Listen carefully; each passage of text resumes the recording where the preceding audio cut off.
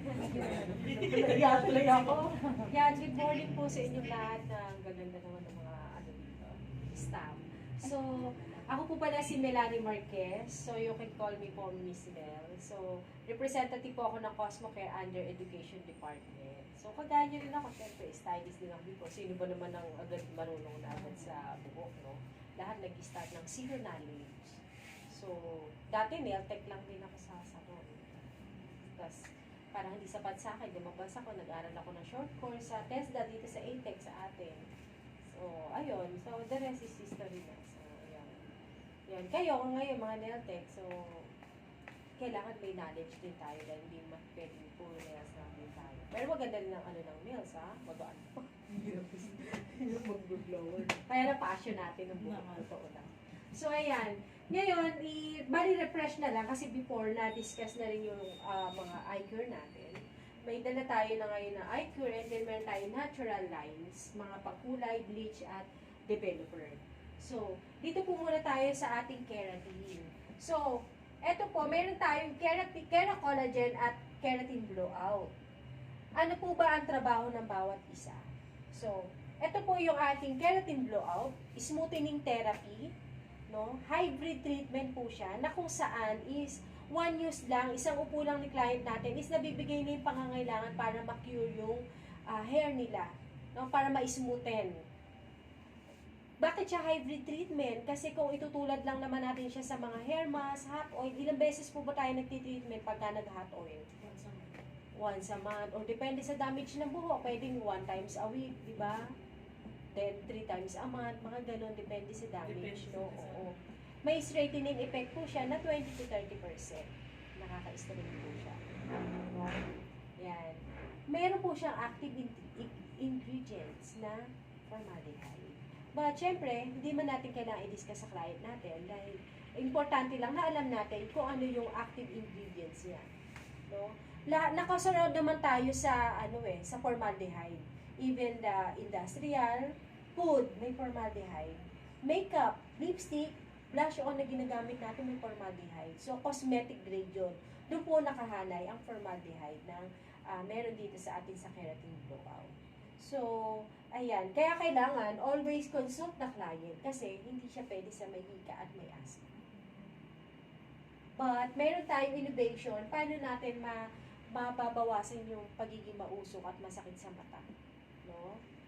So, ayan. 20 to 30% po ang straightening effect niya, hybrid treatment. At meron naman po tayong zero formaldehyde. Ito po yung ating Keracollagen. Ang trabaho po niya is to reconstruct the hair.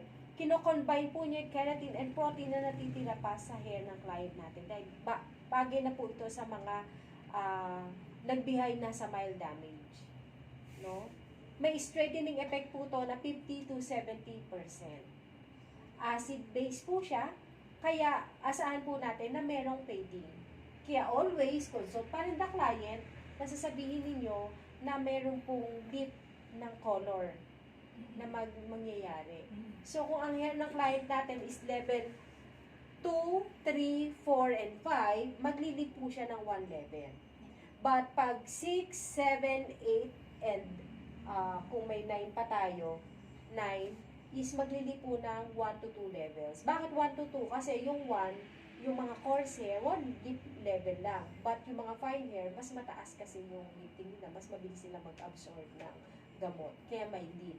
So, kailangan i-consult natin si client kasi pwede silang ma-disappoint or matuwa.